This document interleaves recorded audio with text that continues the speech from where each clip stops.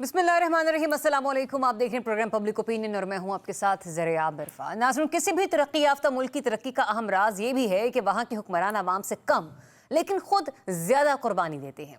लेकिन हमारे यहाँ गंगा उल्टी बह रही है। 2 असम्बली टूटे के बाद आईनी तौर पर 90 दिनों में इलेक्शन में इसलिए नहीं करवाए गए कि खजाने में इलेक्शन पर खर्च करने के लिए 40 अरब रुपए की रकम मौजूद नहीं थी। इसी दौरान शहबाज शरीफ गाहे बगाहे एक नारा बार बार दोहराते रहे कि वो कपड़े बेचकर आवाम की मुश्किलात कम कर देंगे, लेकिन वक्त ने साबित किया कि हमारे हुक्मरानों ने अपने कपड़े तो क्या ही बेचने थे, आवाम के तन पर रहे सहे कपड़े भी उतार लिए। कुर्बानी के नाम पर आवाम को बेदर्दी से लूटा गया, लेकिन खुद किफायतशुआरी के नारे भी लगाए और खजाने से भारी भरकम मराद भी ली। जजेस की तनख्वाहों में टैक्स फ्री इजाफे और कौमी असम्बली के वज़रा, मशीरान और कानूनदानों की मराद में लाखों के इजाफे के बाद अब पंजाब असम्बली के अरकान की तनख्वाहों में यह कहकर इजाफा कर दिया गया है कि महंगाई के इस दौर में इतनी कलील तनख्वाह में गुजारा नहीं हो सकता। अब से पंजाब असम्बली में वजीर को 1 लाख के बजाय 9.5 लाख रुपए माहाना मिलेंगे। मुशीर मुआविन खुसूसी को 6,65,000 रुपए, रुकन असम्बली को 76,000 के बजाय 4 लाख रुपए, स्पीकर को 9.5 लाख, डिप्टी स्पीकर को 7,75,000 रुपए माहाना मिलेंगे। अब सवाल यहाँ पर यह पैदा होता है कि लीडरान तो कौम से ज्यादा कुर्बानी देते हैं, ये कैसे लीडर्स हैं जो गरीब आवाम का पैसा बेदर्दी से अपने ऊपर लगा रहे हैं। एक मिनिस्टर को मुफ्त गाड़ी मिलती है, मुफ्त रिहाइश मिलती है, ट्रैवल पर फर्स्ट क्लास टिकट मिलता है, TADA मिलता है, मगर इसका 2 लाख में भी गुजारा नहीं हो पाता। तो एक मजदूर जिसकी बुनियादी तनख्वाह हुकूमत ने जो मुकर्रर कर रखी है वो भी नहीं मिलती। एक टीचर जो मुस्तकबिल का मेमार है उसको चंद हज़ार मिलते हैं। तो वजीरों की तनख्वाहें यक जुम्बिश कलम 8 लाख क्यों कर बढ़ा दी गई। पंजाब की हुक्मरान जमात 6 माह से ये ढोल पीटती रही है कि हमारे मिनिस्टर्स और मुशीर तो तनख्वाह लेते ही नहीं, और अगर वो तनख्वाह नहीं लेते थे तो तनख्वाहें बढ़ाई क्यों गई। एक तरफ तो कहते हैं महंगाई कम हो गई, तो जब महंगाई कम हो गई तो फिर तनख्वाह में इजाफा क्यों किया, और अगर महंगाई है तो फिर आम मजदूर की तनख्वाह में अपने बराबर इजाफा क्यों नहीं किया जा सकता। अवाम इन सियासतदानों से मुल्क के मसाइल हल करने की तवक्को लगाती है, लेकिन उनकी संजीदगी का आलम यह है कि ये आपस में बात करने को तैयार नहीं है, आपस में गुत्थम गुत्था है। हालिया वाक़यात पर एक नज़र डालें तो पता ये चलता है कि अब जब तहरीक इंसाफ मुज़ाकरात करने के लिए जतन कर रही है, तो दूसरी तरफ यानी कि हुकूमत में शामिल नून लीग और पीपल्स पार्टी नखरे दिखा रही हैं। वो ये कहती हैं कि बानी पर एतबार कौन करेगा, बानी चेयरमैन की गारंटी कौन देगा। ये भी कहा जा रहा है कि शराइत के साथ बातचीत करने का क्या जवाज है। मौलाना फजल रहमान अलग से मदारिस रजिस्ट्रेशन के मामले को लेकर सड़कों पर आने की धमकी दे रहे हैं। यहाँ सवाल ये पैदा होता है कि अगर ईवान का फ्लोर किसी भी मसले को हल करने से कासिर है और तमाम मामला सड़कों पर ही तय होने हैं, तो इतना तामझाम क्यों। और अगर पार्लियामान सबसे बड़ा और मुकद्दस फ्लोर है तो क्या वजह है कि ये फ्लोर किसी भी संजीदा मसले को हल करने में नाकाम क्यों है। इन्हीं मसाइल का हल तलाश करने के लिए प्रोग्राम में मुझे ज्वाइन करेंगे सीनियर सहाफ़ी तज्ज़ियाकार रिजवान रज़ी साहब, माजिद निज़ामी साहब, इस्लामाबाद स्टूडियो से अनवर रज़ा साहब और नसीम सिद्दीकी साहब भी हमें प्रोग्राम में हमारे साथ शामिल गुफ्तगू होंगे। तो चले सबसे पहले बात कर लेते हैं सियासतदानों के एक दूसरे पर आए रोज़ लगने वाले इल्ज़ामात के हवाले से, क्योंकि जिसकी वजह से मुज़ाकरात इस वक्त या फिर नो मुज़ाकरात अबहाम का शिकार हैं। क्योंकि आज भी जो कौमी असम्बली का सेशन हुआ वहाँ पर आप ख्वाजा आसिफ साहब की गुफ्तगू ले लीजिए, राना सनाउल्लाह साहब का स्टेटमेंट ले लीजिए, या फिर शेर अफजल मरवत साहब की स्टेटमेंट ले लीजिए। इसके बाद सवाल ये पैदा होता है माजिद निज़ामी साहब कि फिर PTI ऐसा क्या करे, वो कौन सा ऐसे जेस्चर दे, वो कौन सा ऐसे रवैये इख्तियार करे कि जिससे हुकूमत मुज़ाकरात की टेबल पर पहुंचे। जी बहुत शुक्रिया। मिसाली तौर पे तो ये सब कुछ ऐसा ही होना चाहिए जैसे आप कह रही हैं, लेकिन अमली सियासत के अंदर इस वक्त दूरियां खासी बढ़ चुकी हैं और इख्तलाफ से नफ़रत तक का सफ़र हम कामयाबी से बदकिस्मती से तय कर चुके हैं। तो इस सारी सूरत हाल में जब हम कौमी असम्बली की प्रोसीडिंग्स को या हुकूमत और अपोजिशन के ताल्लुकात को देखते हैं तो ये पता चलता है कि ये मामलात इस तरह से बाआसानी हल नहीं होने वाले। और बड़े अफसोस से ये कहना पड़ता है कि दोनों जमातें इस हवाले से क्यास को, कन्फ्यूजन को प्रेफर कर रही हैं और उन्हें ये लगता है कि इसी में उनकी बेहतरी है। जितना कुछ हो चुका है निज़ामी साहब, इसके बाद हम बहैसियत पाकिस्तानी शहरी मजीद और कितना क्योस अफोर्ड कर सकते हैं। गवर्नमेंट किस हद तक खमियाजा बर्दाश्त करने के लिए तैयार बैठी है। मेरा ख्याल है कि हम इस वक्त ये खमियाजे और इस तरह की जितनी भी टर्मिनोलॉजीज़ हैं ان کا اتنا عادی ہو چکے ہیں کہ اب ہمارا وہ جو قوت برداشت کا ایک لیول ہے وہ بہت بڑھ گیا ہے. تو اس لیے مجھے نہیں لگتا کہ خمیازے بھگتنے کے عادی ہو چکے ہیں. تو اس لیے مجھے نہیں لگتا کہ آنے والے دنوں میں کوئی خیر کی خبر اس حوالے سے سننے کو ملے گی. اس کی وجہ یہ کہ تحریک انصاف کی بارگیننگ پاور جو ہے وہ 26 نومبر کے بعد سے خاصی کم ہو چکی ہے. اس کی وجہ سے اب مسلم لیگ نون کی جانب سے، حکومت کی جانب سے انہیں پنچنگ بیگ بنا لیا گیا ہے. پہلے جو کو تھوڑا بہت دباؤ وہ کریٹ کر پائے تھے وہ سب کا مطلب یہ تو طے ہے کہ پھر وہی بات آگے رہے کہ سڑکوں پر نکلا جائے، دھونس دھمکیاں جمائے جائیں، تبھی مذاکرات کے بارے میں باتیں ہوتی ہیں، تبھی اڈیالہ جیل کے دروازے بھی کھلتے ہیں، پھر چاہے وہ صبح 5 بجے کھلیں یا رات کے 3 بجے کھلیں. مطلب پھر حکومت یہ ثابت کر چکی ہے کہ جب تک ڈنڈا نہیں چلایا جائے گا، لاٹھی سے نہیں ہانکا جائے گا، وہ مذاکرات کے لیے آمادہ نہیں ہوں گے. اس کی وجہ یہ ہے کہ ہم نے یہ دیکھا ہے کہ تحریک انصاف کی جانب سے بھی میچورٹی کا مظاہرہ نہیں کیا گیا. جب ایک ہائی ٹائم تھا اس وقت وہ اس اپرچونٹی کو اویل کر سکتے تھے تو اس وقت انہوں نے بدقسمتی سے نہیں کیا. تو اب چونکہ اس وقت حکومتی جماعت جو ہے اس کا ہاتھ اوپر ہے تو ڈیفینیٹلی وہ اپنی سچویشن کو انجوائے کر رہے ہیں، اور مجھے نہیں لگتا کہ آنے والے کچھ دنوں میں تحریک انصاف کو اس حوالے سے کوئی ریلیف ملے گا. ٹھیک ہے نسیم صدیقی صاحب، اس میں تو کوئی شک نہیں کہ 26 نومبر کے بعد پی ٹی آئی کسی حد تک بیک فٹ پہ، گورنمنٹ کو وہ کہتے ہیں کہ سینہ ٹھوک کر آگے اپنی باتیں منوانے کا موقع مل گیا ہے. لیکن رانا ثناء اللہ صاحب نے یہ بھی کہا کہ 25 نومبر کو ڈی چوک کے بجائے سنگجانی چلے جاتے ہیں تو بعد مذاکرات کی طرف بھی بڑھتی. پھر ساتھ ساتھ یہ بھی کہہ دیتے ہیں کہ جب تک حکومت اور اپوزیشن کے درمیان ڈائیلاگ نہیں ہوگا تو سسٹم چل نہیں سکتا. تو پھر انہیں روکا کس نے ہے؟ بات کیوں نہیں کر رہے؟ دیکھیں ذرا بات یہ ہے کہ بیک فٹ پہ جانا، جہاں پر گولیاں چلنی شروع ہو جائیں، صرف جو جلد سے جلوس ہے سیاسی ان کے اوپر سٹیٹ فائر شروع ہو جائے تو پھر تو اگلا تو بیک فٹ پہ جائے گا نا. پاگل تو کوئی بھی نہیں ہے. دوسری بات یہ ہے کہ رانا ثناء اللہ جیسے بندے، خواجہ آصف جیسے بندے جو کہ عوام کے مسترد ترین بندے ہیں، آپ ان کو لا کے اسمبلی میں بٹھا دیتے ہیں، ان کی باتیں لوگوں کو سنواتے ہیں. وہ کہتے ہیں جی سنگجانی میں بیٹھ جاتے. ڈی چوک کا مطلب کیا ہے؟ ڈیموکریٹک چوک سے ہٹا کے آپ اس کا کوئی اور نام، سخت نام رکھ دیں. جب تجویز بھی دی انہوں نے، تو بانی پیٹے نے تو یہ بھی کہا کہ شہداء چوک کے نام سے منسوب کر دیا جائے. دیکھیں نا وہ شہداء چوک رکھے جو مرضی. میرا کہنے کا مطلب ہے کہ جب ڈیموکریٹک چوک ہے، پی ٹی آئی کے دور میں بلاول سرداری صاحب سندھ سے، کراچی سے جلوس لے کے نکلتے ہیں، ڈی چوک ہیں، تو بھئی آپ احتجاج کرنے دیں. اصل میں گورنمنٹ کا مسئلہ یہ ہے کہ وہ بالکل مذاکرات نہیں چاہتے، اس لیے کہ وہ کیا مذاکرات کریں گے؟ کسی قسم کے بھی اگر مذاکرات ہوتے ہیں تو وہ تو لوزر ہوں گے. لیگ کے اندر سے ہے نہ. پر صدیقی صاحب کوئی تو ون ون فارمولا ہوگا نا؟ نہیں، ون ون فارمولا تو یہی ہے کہ بات تو اسٹیبلشمنٹ سے ہی ہوگی. اسٹیبلشمنٹ ہی بات کرے گی، پی ٹی آئی بات کرے گی، کیونکہ دونوں کے جو ہے وہ طاقت کا محور ہے. ایک کے پاس ایسے طاقت ہے، بندوق کی طاقت ہے، حکمرانی کی طاقت ہے، دوسرے کے پاس عوام کی طاقت ہے. تو جب تک یہ دونوں بیٹھ کے معاملے کو حل نہیں کریں گے، حکومت کے پاس تو کچھ نہیں ہے نا. آپ اگر محسن نقوی سے بات کریں گے وہ باس کے پاس جائیں گے. تو پھر حکومت صاف کیوں نہیں بتا دیتی کہ بھائی ہمارے پاس کچھ نہیں ہے، آپ ہماری طرف نہ دیکھیں، جہاں پر پہلے آپ دیکھ رہے تھے آپ وہیں پر دیکھیں. کیونکہ ماضی میں تو بیانات پرائم منسٹر صاحب بھی یہ دیتے رہے کہ سیاسی لوگوں میں بات چیت ہونی چاہیے، حکومت بھی کہتی رہی ہم سے آ کر بات کریں. اب جب وہ سیاسی لوگوں سے بات کرنا چاہ رہے ہیں تو حکومت آگے دکھا رہی ہے. ذرا آپ صاف چھپتے بھی نہیں، سامنے آتے بھی نہیں. وہ تو ٹوٹل ان کی لوزنگ پوزیشن ہے نا. حکومت تو کسی بھی صورت نہیں چاہے گی کہ مذاکرات میں کیا ہوگا، نئے انتخابات آ جاتے ہیں، جوڈیشل کمیشن بنایا جائے، الیکشن ٹریبونل آن کیا جائے.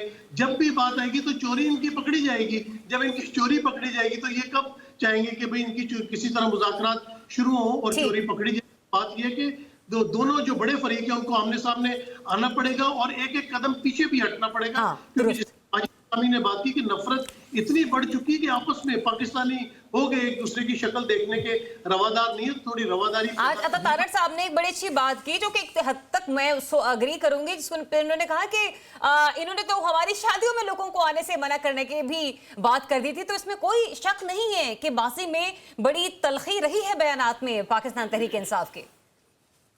جی بالکل دونوں طرف سے ہی رہی ہے. کوئی مطلب عطا تارڑ صاحب نے کوئی اچھی بات آج آپ کو لگ گئی ہے، لیکن وہ نہیں، میں اچھی اس پوائنٹ آف ویو سے کہہ رہی ہوں کہ مطلب تلخیاں انہوں نے اتنی بڑھا دی کہ مطلب کوئی اب دیکھیں نسیم صدیقی صاحب کی بھی تو تلخی دیکھیں نا.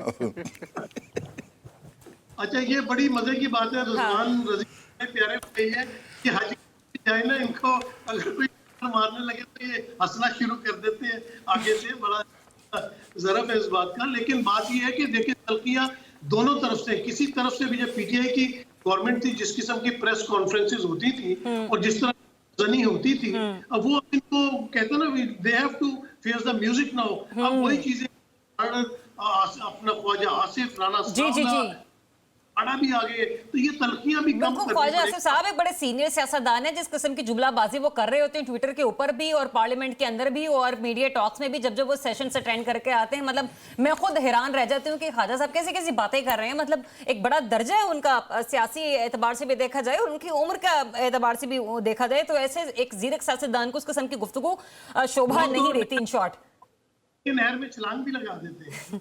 अच्छा रसी साहब, मेरी बात सुनिए, जब ये 26 सितंबर का वाकया हुआ था तो आप बारहा यही कहा करते थे, अगर कुछ तज्जियाकार ये भी कह रहे थे कि 26 नवंबर के बाद गवर्नमेंट जो पीटीआई है वो बैकफुट पर चली गई। आप कहते थे नहीं सर, आप देखें ना, गोल एक एक से बराबर हुआ।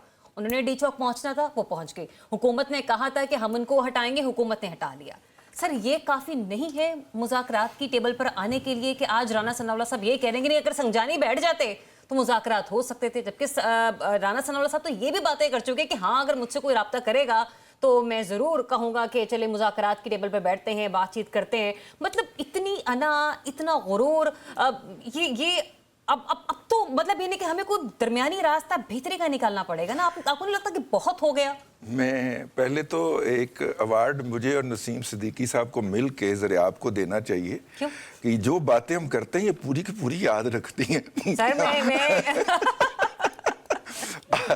दूसरी बात ये है कि मैं अपने भाई और दोनों भाइयों से सर अक्सर इदारे थोड़ा ना सा ट्वीट करने के बाद मुकारे जाते हैं, ट्वीटें डिलीट करनी पड़ती हैं, तो मेरे ख्याल से ना एंकर हजरात को याद रखना पड़ता मैं ना थोड़ा सा जो है वो हट के बात करूंगा। मेरी जो इत्ला है उसके मुताबिक दोनों फ्रीकैन के दरमियान एक लेवल के ऊपर राब्ता मौजूद है। ठीक है। और फिलहाल किन फ्रीकैन का ये राब्ता है? जिन दोनों के ऊपर नसीम सिद्दीकी साहब अभी तबसरा कर रहे थे, पीपल्स अपना पीटीआई और हुकूमत। अच्छा, ये जो असम्बली के अंदर दोनों ने मुज़ाकरात की अहमियत के ऊपर रोशनी डाली है बड़े बल्ब के साथ। हाँ। इसका मतलब जो है, मैं फिर ढूंढने निकला तो उन्होंने बताया कि इस लेवल तक राब्ता हुआ है कि TOR जो के मुज़ाकरात के हैं वो उनके साथ मिल बैठ के तय हुए हैं और उसके बाद कहा गया है कि इसकी बानी से आप अप्रूवल ले लें कि अगर हम इस पे मुज़ाकरात करते हैं और मामलात को आगे बढ़ाते हैं तो आप उनसे पूछ लें कि आप कहाँ तक जा सकते हैं। ठीक है, और हम इधर अपने घर में सोल सर्चिंग कर लेते हैं कि हम कहाँ तक जा सकते हैं, तो फिर हम बैठ जाएंगे उसके ऊपर। लेकिन उसमें जो अहम बात दोनों तरफ से एग्री हुई है मेरी इत्ला के मुताबिक, वो ये है कि ये देखिए, ज़रियाब हो गए या माजिद निज़ामी हो गए या अनवर हो गए या सिद्दीकी साहब हो गए, ये तो किसी फ्रेमवर्क में है ना, किसी रूल एंड रेगुलेशन के तहत है ना। अच्छा। ये जो व्लॉगर्स हैं, ये जो सोशल मीडिया ही हैं, इन्होंने तो इनके व्लॉगर्स ने इनको नहीं छोड़ना और उनके व्लॉगर्स ने उनको नहीं छोड़ना। तो लिहाजा इनसे ये जब तक एक सर्टेन लेवल तक चीजें तय नहीं हो जाती, एग्री नहीं हो जाती, वो किसी को हवा भी ना लगने दी जाए। तो इसलिए मुझे तो ये जो आज के बयानात थे दोनों अतराफ के पार्लियामेंट के अंदर, इसका मतलब ये कहा जा सकता है कि दोनों ही फ्रीकैन की तरफ से थोड़ी बुर्दबारी और समझदारी को सबूत दिया जा रहा है। जी, मैं तो ये अर्ज कर रहा हूं कि आज जो बयानात थे अगर आप उनको थोड़ा सा डिकोड करें तो वो यही था कि जी आप हमारे साथ मिले, क्यों नहीं मिलते आप, और दूसरी तरफ से था कि हम तो मिलना चाहते हैं, आप बुलाते ही नहीं है। तो मैंने कहा ये हो क्या रहा है। ठीक है, जब वो चेक किया तो कुछ इस तरह का है और होना भी चाहिए। उसकी वजह ये है कि बात कहीं कुछ और गई होती है और वो व्लॉग के अंदर और ट्वीट के अंदर और पोस्ट के अंदर कुछ और बन जाती है या बना दी जाती है। ये जो रमूज़े ममलकत होते हैं ये इस तरह बच्चों के हाथ में नहीं दिए जा सकते, ये सदियों पुरानी कहावत है। तो इसलिए मेरा ख्याल ये है कि माजी के अंदर रहा है कि एक फरीक कहता था कि जी आप हमसे मिसाके जमहूरियत कर लें तो आगे से जवाब मिलता था कि आप NRO मांग रहे हैं। लेकिन इस वक्त मेरा ख्याल है कि ये जो कुछ हो रहा है आपने 18 मार्च वाली तारीख नहीं भूलनी। इस वक्त जो कुछ हो रहा है, मेरी मेमोरी का अंदाजा आपने लगा लिया, ये मैं हरगिज़ नहीं भूलूंगी। हाँ, तो इस वक्त जो कुछ हो रहा है अच्छा हो रहा है। दोनों पॉलिटिकल पार्टी जो है वो पार्लियामेंट के अंदर डायलॉग कर रही हैं, ये भी आपने गौर करना है। ठीक है, ठीक है। अनवर रज़ा साहब, रिजवान रज़ी साहब ने जो अर्ज की अभी कि पार्लियामेंट के अंदर डायलॉग हो रहा है, अच्छी बात है। मेरे लिए तो यही अच्छी बात है कि चले दोनों फिरकेन बातें कर रहे हैं और इस चीज की जो वो कहते हैं ना कि भनक वो व्लॉगर्स तक या यूट्यूबर्स तक या ट्विटर्स वाले हजरात तक नहीं पहुंच पा रही। लेकिन क्या आपकी इत्तलात भी बिल्कुल ऐसी ही हैं या इस्लामाबाद की जो हवाएं हैं वो आपको कोई और पैगाम दे रही हैं? ज़रिया, बहुत शुक्रिया। पहली बात तो यह है कि 26 नवंबर के बाद जो पॉलिटिकली नुकसान पहुंचा है पाकिस्तान तहरीक इंसाफ को, और उससे ज्यादा जो हुकूमत बेनकाब हुई है और जो हुकूमत को हजीमत का सामना करना पड़ा उस सारे वाक़े के बाद, अब दोनों जो पार्टीज है वो ये चाहती हैं कि मुज़ाकरात का अमल आगे बढ़े। अब मुज़ाकरात हो कहाँ पर रहे हैं? पार्लियामेंट के अंदर जब आप सेशन में होते हैं, गैलरीज के अंदर होते हैं, तो वहां पर आप एक दूसरे की बात गुफ्तगू होती है, फिर आप पार्लियामेंट के अंदर आकर बड़े सॉफ्ट स्पोकन होते हैं। लेकिन मैंने कई मामलात पे जो हुकूमती वुज़रा है उनको कहते हुए सुना है कि असद कैसर साहब को एक खत लिखें या कोई उन्हें अर्जी दें। माजी में क्या ऐसी कोई मिसाल हमें मिलती है कि जब भी मुज़ाकरात होने हो तो चले पहले आप एक डॉक्यूमेंट जमा करवाएंगे, एप्लीकेशन, मौदमाना गुजारिश है और ब्ला ब्ला ब्ला? नहीं, ऐसा नहीं होता। उसकी वजह यह है कि माजी में भी जब भी मुज़ाकरात होते हैं तो स्पीकर ऑफिस से गैर जानिबदार ऑफिस तस्वुर किया जाता है। अच्छा। जहां पर हुकूमत और अपोजिशन के जो लोग होते हैं वो वहां पर सीनियर रहनुमा बैठकर बात करते हैं, वहां से बात का आगाज होता है और वह आगाज से आगे मामला बढ़ता है। लेकिन जरा मैं आपको अब बताता हूं, जिस तरह आप 18 मार्च की डेट याद रखेंगे, ये भी याद रखिएगा कि एक वक्त आएगा कि ये मुज़ाकरात ब्रेक होंगे और हुकूमत की जानिब से कोई बयान दिए जाएंगे। मैंने कल भी अर्ज की थी कि हुकूमत चाहती ये है कि वो टाइम टेकिंग किया जाए, टाइम गेन करे। वो टाइम गेन क्यों करना चाहती है? इसलिए कि अगर मुज़ाकरात कामयाब होते हैं, मामला आगे बढ़ता है, तो इसका नुकसान मुस्लिम लीग नून को ज्यादा होगा, हुकूमत को होगा।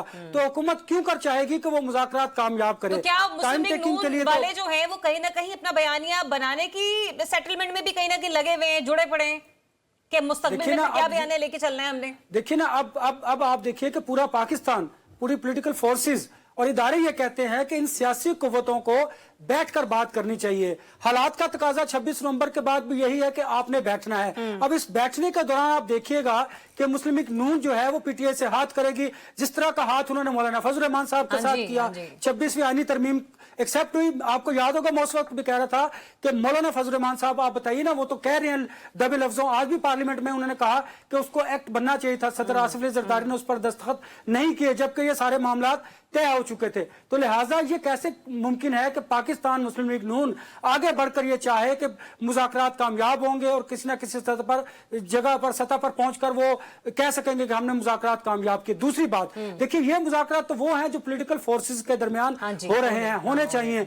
भले आप दुनिया को दिखाने के लिए करें, मीडिया को खामोश करने के लिए करें, या मीडिया में एक नई डिबेट जनरेट करने के लिए आप ये मुज़ाकरात करें ताकि आप टाइम टेकिंग कर सके। लेकिन एक मुज़ाकरात वो हैं जिसके बात हम करते हैं कि बानी पीटीआई और एस्टेब्लिशमेंट के दरमियान होंगे, जो फैसला साजों के दरमियान होंगे, और उसका रिजल्ट आपको फरवरी के एंड में और मार्च के दरमियान आपको होता दिखाई देगा। अनफोल्ड होंगी चीजें, आप देखेंगे। 18 तारीख इसमें शामिल है, रज़ी साहब की 18 तारीख उसमें शामिल है।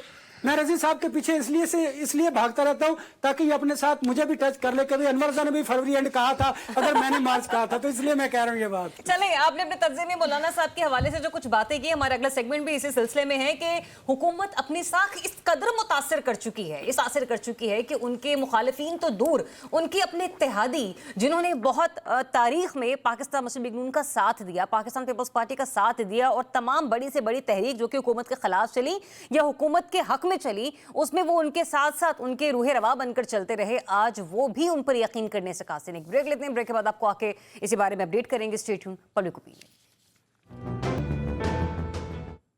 जी, वेलकम बैक वंस अगेन। नाज़रीन, ब्रेक पर जाने से पहले अनवर आज़ाद से जब गुफ्तगू हो रही थी तो उन्होंने मौलाना साहब के हवाले से कुछ गुफ्तगू फरमाई थी, और मेरा भी एक यही पॉइंट ऑफ व्यू है कि मतलब काफ़ी सारे लोगों को काफ़ी सारी पॉकेट्स में हुकूमत ने नाराज़ कर रखा है, जिसमें से मौलाना एक इंतहाई अहम कड़ी तस्वुर किए जाते हैं, चाहे वो अपोजिशन बेंचेस में से हों या फिर चाहे वो हुकूमत के साथ हो। लेकिन मीनवाइल हम ये देख रहे हैं कि अभी जो उनके मामला चल रहे हैं उसमें तो यही नज़र आ रहा है कि शायद सदर के एतराज़ और मुकर्ररा मुद्दत गुजर जाने के बाद ये जो बिल है वो वो कानून बन चुका है या फिर नहीं बन चुका है? दूसरा ये भी कि गवर्नमेंट ये कह रही है कि अगर हम आपको कुछ दे सकते हैं तो वफाकी यूं कह लीजिए कि बाउंड्री के अंदर अंदर रहते हुए दे सकते हैं। जब ये मामला 18वीं तरमीम के बाद सूबों की हुदूद में चले जाता है, सूबों की खुद मुख्तारी के हवाले से इसको डिस्कस किया जाता है, तो वहाँ पर सूबे जाने और सूबे में आपके मदारिस और आपका जो सिस्टम है, आपका जो निज़ाम है वो जाने। लेकिन फिलहाल जो कुछ भी यकीन दहानी करवाई गई है माजिद निज़ामी साहब मौलाना साहब को, मौलाना साहब उसके ऊपर एतमाद करने से क्यों कर कासिर हैं? जी, मुझे लगता है कि इसके 2-3 पहलू हैं जिन पे बात होनी चाहिए। एक तो जो हमारे सामने पार्लियामान में डिस्कस हो रहा है, जिसमें हम हुकूमती गैर ज़िम्मेदारी को भी गिन सकते हैं कि चूँकि आइनी तरमीम के मामले पर अच्छे खासे मुसव्विदे तैयार हो रहे थे, काफ़ी भगदड़ मची हुई थी, तो उस वक़्त ये बात मान ली गई थी। लेकिन मुझे लगता है कि इसके साथ साथ अगर हम इस डायरेक्टरेट की कॉम्पोजिशन को देखते हैं तो पता ये चलता है कि महज मुस्लिम लीग नून और JUIF ये इसमें फ़रीक नहीं है, बल्कि एक तीसरा फ़रीक भी है जिसे हम इस्टेब्लिशमेंट कहते हैं। अच्छा। उसकी वजह ये कि FATF के अंदर और उससे पहले नेशनल एक्शन प्लान के अंदर ये चीज़ें मॉनिटर की गई, इनको डिस्कस किया गया, में शामिल था। बिल्कुल। और उसके बाद फिर इस चीज़ को जब अप्लाई किया गया तो वहाँ पे ऐसे लोगों की अपॉइंटमेंट की गई कि जिनका काउंटर टेररिज्म का और डी रेडिकलाइजेशन का एक बैकग्राउंड है। तो इस सारे मामले को जब हम इस तनाजुर में देखते हैं तो ये पता चलता है कि ये सारी चीज़ें 3 वे किसी सोल्यूशन पे पहुंचने के बाद ही हल होंगी। इसमें सिर्फ मुस्लिम लीग नून इस पोजीशन में नहीं है कि वो इस हवाले से कोई सोल्यूशन निकाल सके। और अभी भी जो इतलात हैं वो ये हैं कि मुज़ाकरात 3 तरफ़ा मुज़ाकरात इस वक्त हो रहे हैं और इनपुट्स वहाँ से भी ली जा रही हैं कि इस चीज़ को प्रैक्टिकली कैसे किया जा सकता है। तो इसलिए मुझे लगता है कि ये मसला यकीनन हल हो जाएगा, लेकिन इसके ऊपर मुशावरत का सिलसिला वसी होगा। कुछ इख्तलाफी नुकात ऐसे हैं। किस हद तक हो सकता है निज़ामी साहब? मेरा ख्याल है 1-8 महीने के अंदर ये चीज़ सेटल डाउन हो जाएगी। अच्छा, this will take maybe a month or more then this.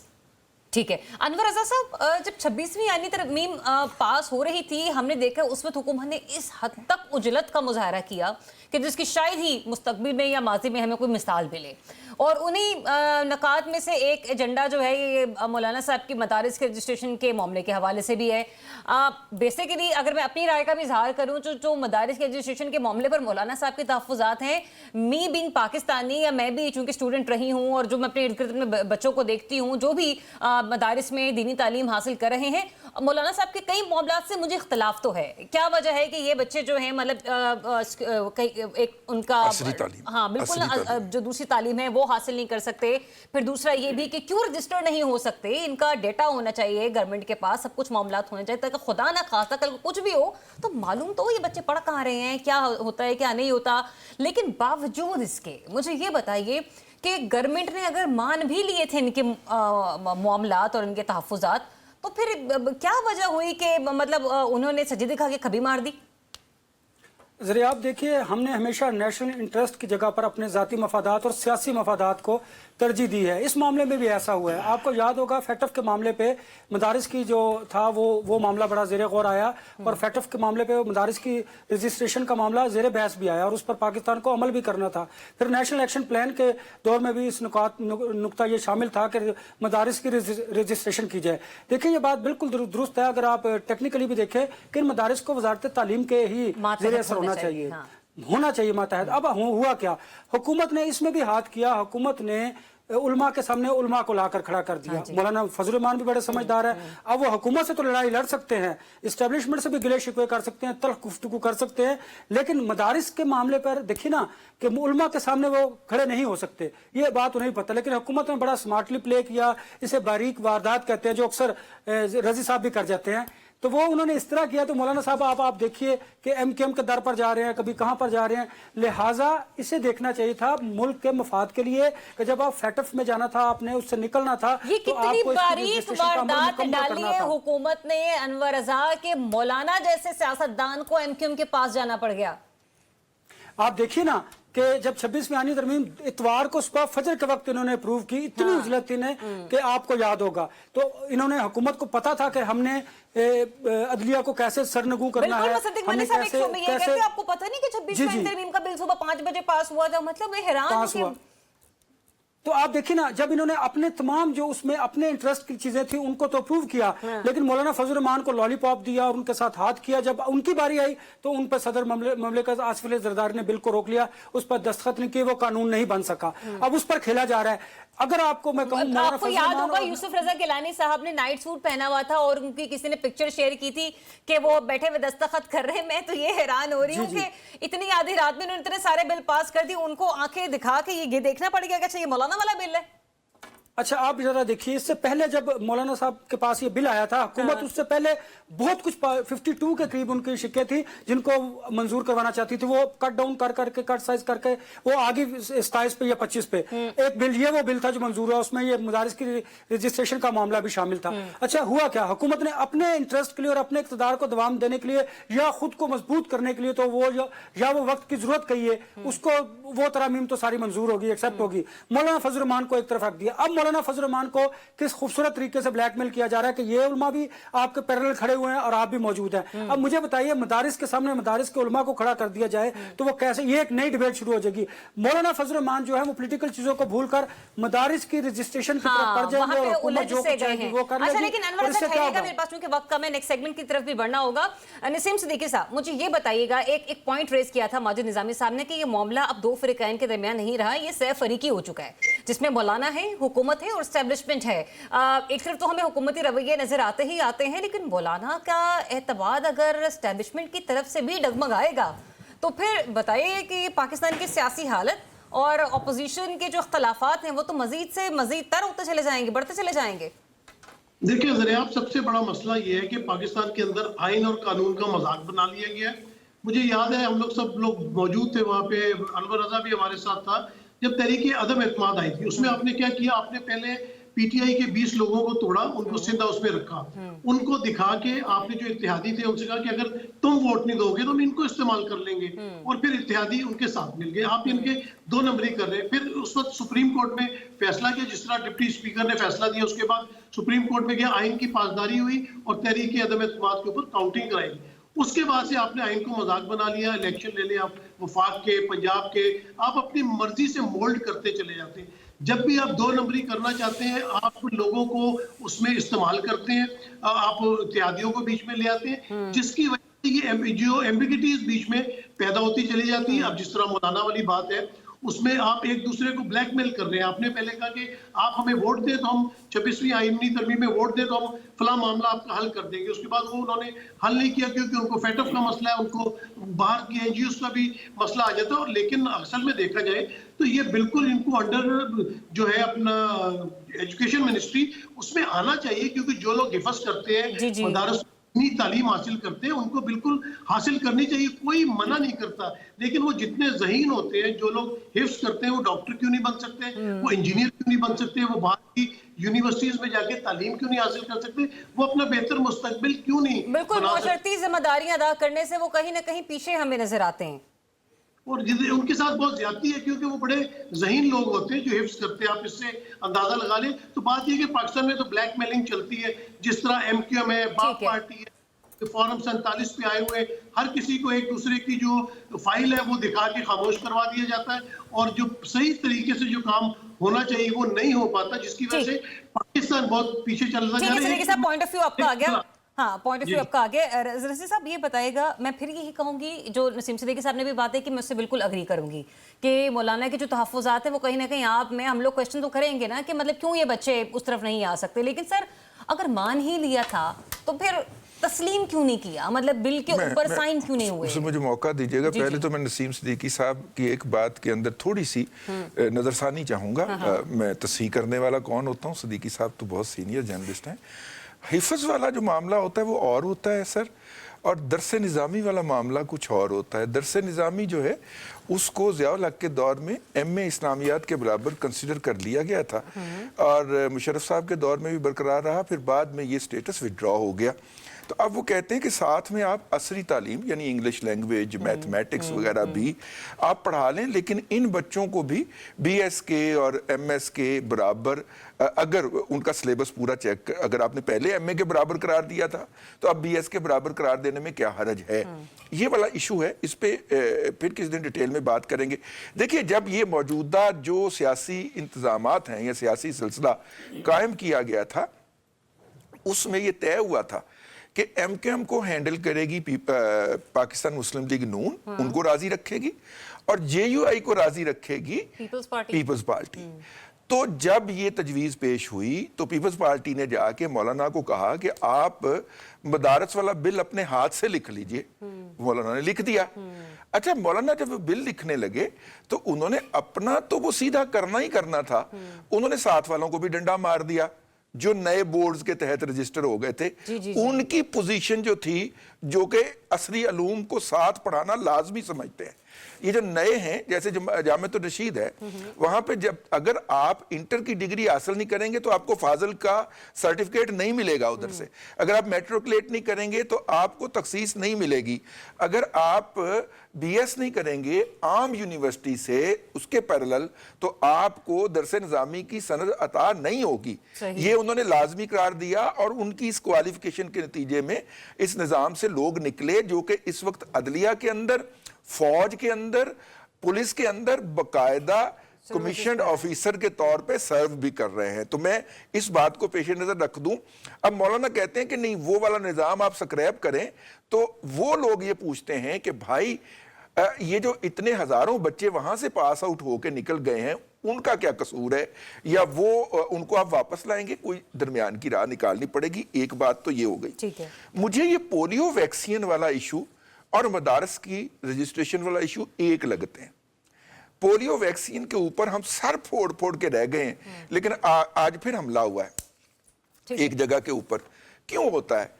एक तो ये है कि जनाब, वैसे साहब अगर तो आपका ये थोड़ा सा ड्रैग होगा मामला, हाँ। थोड़ा सा दो एक मिनट में। हाँ। अब मसला ये है कि चूंकि जब आप पोलियो लगाने कतरे पिलाने जाएंगे, आप बच्चे की आइडेंटिटी लिखेंगे। हाँ, पाकिस्तान के अंदर जो गैर कानूनी तौर के ऊपर मुकीम हैं, भले वो अफगान हैं, भले उज़्बेक हैं, भले ताजिक हैं, वो अपनी आइडेंटिटी शो नहीं करना चाहते। नतीजे के तौर के ऊपर अटैक होते हैं, और जब वो फौज को लेके जाएं या पैरामिलिट्री को लेके जाएं, उनके ऊपर अटैक होते हैं।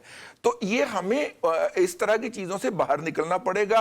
पॉइंट स्कोरिंग से खास तौर पे जो इश्यूज हैं उनको हैंडल करना चाहिए। ठीक है, बड़ा डिटेल में हमें रिजवान साहब ने इसके ऊपर जो है थोड़ा आगाही दी कि ये मामला आखिर है क्या नहीं। वैसे एक ब्रेक लेते हैं, ब्रेक के बाद आपको फिर से ज्वाइन करें पब्लिक ओपिनियन।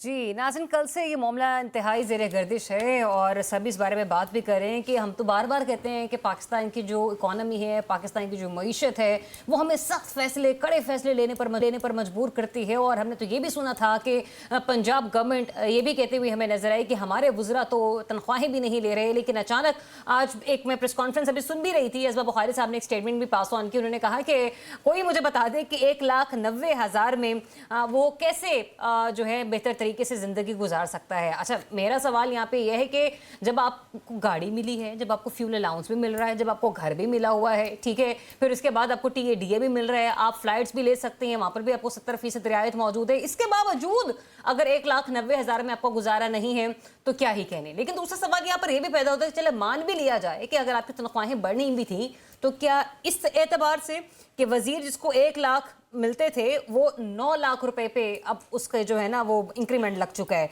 मुशीर हो या मुआविन खुसूसी हो, वो 6,56,000 रुपए उनको तनख्वाही मिलेगी। रुकन असम्बली को 76,000 के बजाय 4 लाख रुपए मिलेंगे, और स्पीकर को 9.5 लाख, जबकि डेप्यूटी स्पीकर को 7,75,000 रुपए माहाना मिलेंगे। माजिद निजामी साहब, इंक्रीमेंट लगने चाहिए, लेकिन अब ऐसा तो ना लगे कि वो उसको कहते हैं ना कि आपका कुर्रा निकल आया है या आपका बॉन्ड, इनामी बॉन्ड निकल आया है।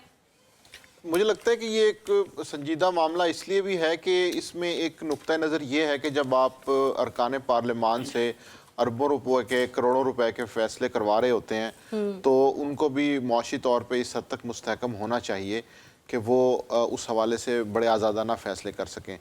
लेकिन मैं इसको रिलेट करता हूँ ऑप्टिक्स के साथ। एक मिनट, वो करोड़ों और अरबों के जो फैसले हो रहे होते हैं सर, वो कहीं और से तो नहीं आने ना, वो तो आवाम की, आपकी, मेरी, इनकी जेब से ही जाने। जी बिल्कुल, चूंकि एक सिस्टम मौजूद है और तो फैसले ये हो रहे थे कि अच्छा उसकी जेब से और मजीद कितना निकाला जा सकता है। देखें, ये तो अवामी बातें हैं, ये तो की जा सकती हैं, लेकिन चूंकि पार्लियामान एक सिस्टम के तहत कानून साजी करता है तो इसलिए। लेकिन मैं समझता हूँ कि ऑप्टिक्स को अगर हम देखें تو اس میں یہ چیزیں ذرا معیوب لگتی ہیں. اگر صوبے کے باقی انڈیکیٹرز پازیٹیو ہوں, اس کے اندر بہتری ہو رہی ہو, باقی جو بنیادی معاملات ہیں تنخواہوں کے, مراعات کے, روزگار کے, مہنگائی کے حوالے سے, یہ چیزیں اگر بہتری کی طرف جا رہی ہوں تو پھر اس طرح کے اقدامات بھلے لگتے ہیں, ان میں کوئی برائی نظر نہیں آتی. لیکن جب ہمیں دوسری طرف بنیادی طور پہ عوام کی جو بنیادی مسائل ہیں ان میں کوئی کمی نظر نہیں آ رہی ہوتی, تو پھر اس طرح کی چیزوں کے اوپر بھی سوالیہ نشان اٹھایا جاتا ہے. تو میں اس کو ایک کمبینیشن سمجھتا ہوں کہ اگر 5 سے 10 ایسے اقدامات ہوں کہ جس سے صوبے کے انڈیکیٹرز بہتر ہوں, تو پھر ایسی چیزوں میں کوئی گنجائش, کوئی حرج نہیں ہے. لیکن فی الحال ہمیں ایسے انڈیکیٹرز کہیں نظر تو نہیں آتے, کیونکہ سوال یہاں پر یہ بھی پیدا ہوتا ہے کہ اگر بھائی انکریمنٹ لگنا ہی تھا تو پھر پینشنرز کا بھی لگا دیتے, اساتذہ کا بھی لگا دیتے, دیگر مزید لوگوں کا لگا دیتے. رضوان رضوی صاحب, ایک طرف تو یہ تھا کہ مشیر جو ہیں وہ ہماری تنخواہیں لیتے ہی نہیں, تو جب لیتے نہیں تو پھر انہیں بڑھانے کی ضرورت کہاں سے آن پہنچی؟ دیکھیے, وہ کسی نے کہا نا کہ آج میں نے 200 روپے بچائے ہیں کیونکہ میں ویگن کے پیچھے بھاگتا ہوا گھر آیا ہوں. تو بیگم نے کہا اگر آپ اوبر کے پیچھے بھاگتے ہوئے گھر آتے تو آپ 2000 روپے بچاتے. تو جنہوں نے پہلے کہا کہ ہم 1 لاکھ روپے فیس تنخواہ نہیں لیتے, وہ اب 10 لاکھ روپے تنخواہ نہیں لیں گے, تو وہ تو اپنی جگہ کے اوپر ہو گیا, پہلی بات. دوسری بات یہ ہے کہ دیکھیے, جیسے ماجد بھائی نے کہا کہ یہ آپٹکس ہوتے ہیں. آپ یہ چیف منسٹر یہ کہہ دیں کہ میں 1 پیسہ بھی تنخواہ نہیں لیتی, یا ان کے وزراء بھی کہہ سکتے ہیں کہ جناب ہم یہ تنخواہ نہیں لیتے, لیکن یہ بڑھانے کی ضرورت کیوں درپیش ہوئی؟ اصل میں تو یہ ایشو ہے نا. اس کی وجہ یہ ہے کہ ایم پی ایز کی تنخواہیں پچھلے دور کے اندر اسی ریشو سے بڑھائی گئی تھی, 2-2, 3-3 گنا کی گئی تھی, اور منسٹرز کی تنخواہیں باوجود نہیں بڑھی تھی, اور اب منسٹرز کی بھی بڑھا دی گئی. پہلی بات تو یہ ہے کہ ہمیں جس طرح ماجد نظامی صاحب نے کہا ہے کہ اس کی اکنامک جسٹیفیکیشن پوچھنی چاہیے, اور اگر آپ کا گزارا جو ہے وہ اتنے کم پیسوں میں نہیں ہوتا تو پھر ایک عام آدمی کا گزارا بھی نہیں ہوگا. تو اس کے لیے بھی تو کچھ مطلب خیر 37,000 منیمم ویجز ہے جو کہ کہیں پہ امپلیمنٹ تو نہیں ہے. لیکن یہ ہے کہ اب دیکھیے, پنجاب حکومت نے پچھلے دنوں کانٹریکٹ کے اوپر اساتذہ کا اشتہار دیا ہے اور اس کے اوپر کافی تنقید ہوئی ہے. لیکن کتنے اساتذہ کو بھرتی کر رہے ہیں؟ سن تو لیجئے, اس میں ان بیچارے اساتذہ کو جن کو 5 گھنٹے کے لیے دن کا پرائم ٹائم جو ہے اس کے لیے بلا رہے ہیں, آپ مہینے کا 10,000 روپیہ صرف آفر کر رہے ہیں. ٹھیک ہے, اس کے اوپر تنقید بھی ہوئی, میں نے بھی اس کی نشاندہی کی, اور مطلب کہ یہ آپ کیا کر رہے ہیں ان اساتذہ کے ساتھ؟ مطلب وہ استاد ہیں یار, انہوں نے پڑھانا ہے, تو آپ ادھر تو 10,000 روپیہ دے رہے ہیں مہینے کا. تو انہوں نے کہا نہیں دیکھیے نا, وہ پڑھ بھی رہا ہوگا بچہ اور ساتھ میں وہ پڑھائے گا, تو اس کے لیے انسینٹیو یہ وہ کرنا ہے.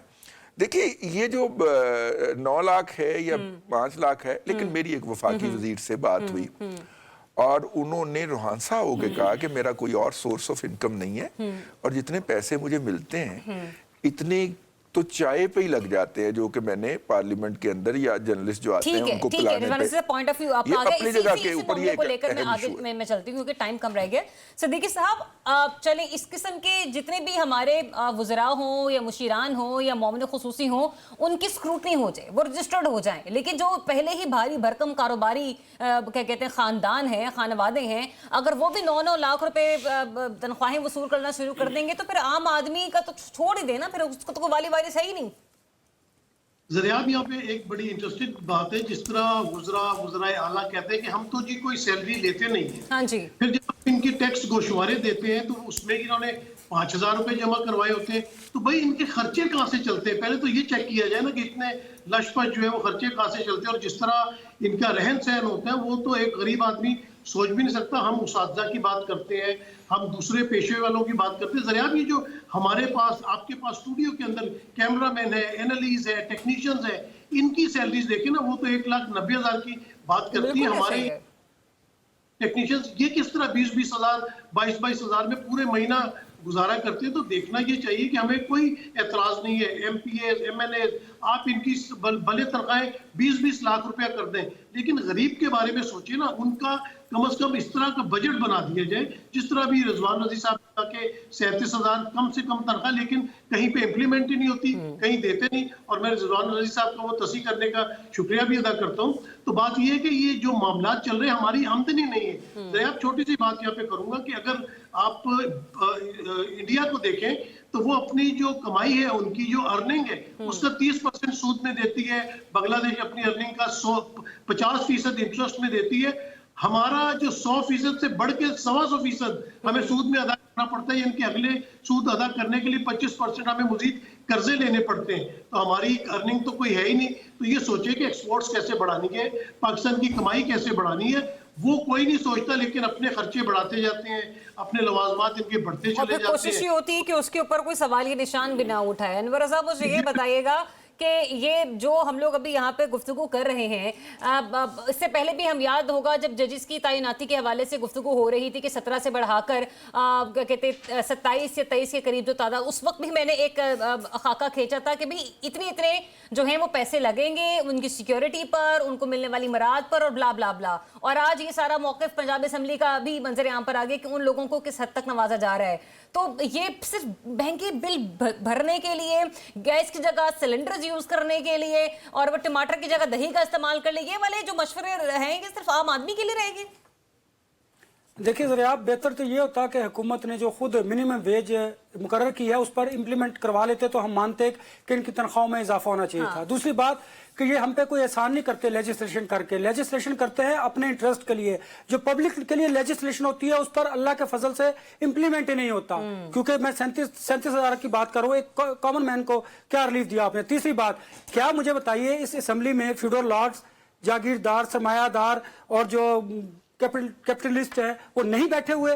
क्या उन्हें इनके 1 लाख रुपए की जरूरत थी, 2 लाख की जरूरत थी? और दूसरी बात, क्या अपने दिल पे यहाँ पर जितने पैनलिस्ट है हाथ रखकर बताइए, खुदा को हाजिर नाजिर जानकर, क्या इनके अदर देन जराए जो है वो नहीं है? सियासत जो है वो एक प्रॉफिटेबल कारोबार बन चुका है जिसकी वजह से आम आदमी को रिलीफ नहीं मिलता और जमहूरियत का बेड़ा गर्क हो चुका है। जमहूरियत सिर्फ नाम के लिए रह गई है। इक़्तिदार में आने के लिए आपको अवाम का सरचश्मा तो दूर की बात, आपने कहीं और से आकर ताकत के इंजेक्शन लगवा के इक़्तिदार में आना है।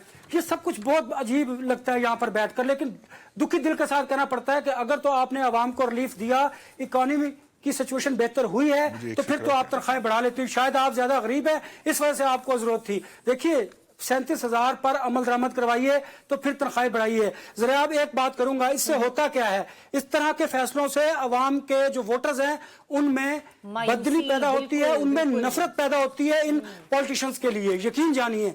और हम लोगों के साथ बरास्त बात करते हैं और लोगों की जो गुफ्तगू होती है, शायद हम यहाँ पर बैठकर बड़े मुहज़्ज़ब अंदाज में बैठे हैं कि वो अपने पॉलिटिशियन से ये रो के चीख कर कहते हैं कि खुदारा हमारा भी ख्याल कीजिए। जो फील्ड रिपोर्टिंग करती हैं और रोड शो करती हैं, वो ये मुझे बता रही थी कि लोग इस हद तक हुकूमती फैसलों से नाला हैं कि वो इस कदर गालम गलोच कर जाते हैं कि बाज़ औक़ात हमारा आधे से ज्यादा वक्त प्रोग्राम को एडिट करने में गुजर जाता है। कुछ सेकंड्स रह गए आपके फिक्र। मैं बस सिर्फ ये कहना चाह रहा हूँ कि हज़रत अबू बकर सिद्दीक रज़ी अल्लाह ताला अन्हु जब खलीफा बने तो उन्होंने पूछा कि मदीने के आम मजदूर की तनख्वाह कितनी है, मेरा भी इफ्जाना उतना मुकर्रर किया जाए। तो ये मयार है जिसके हम वारिस हैं और हम कर क्या रहे हैं वो आपके सामने। चलें, वी जस्ट होप कि हुकूमत जो फैसले करती है आवाम की भलाई के लिए, अगर कहीं पर भी के नाम पर उन फैसलों पर इम्प्लीमेंटेशन हो जाए तो शायद आज मैं, रिजवान रजी, माजिद निज़ामी, नसीम सिद्दीकी और अनवर रज़ा बैठकर हुकूमत को मिलने वाली मराद पर सवाल ना उठा रहे हैं, क्योंकि अभी सर्दियों के दिन हैं, गैस का हम देखेंगे कि शॉर्टेज होना शुरू हो जाएगी और लोगों को सिलेंडर्स भरवाना पड़ेंगे, गर्मी आती है तो बिजली अवेलेबल नहीं होती, तो ये आंख मचोली तो चलती रहती है। और कराची वालों की तो किस्मत का अल्लाह ही हाफिज़ है ना, वहाँ तो पानी ही नसीब होता। अपना बहुत सा ख्याल रखिए, हम सबको दीजिए इजाज़त, अल्लाह हाफिज़।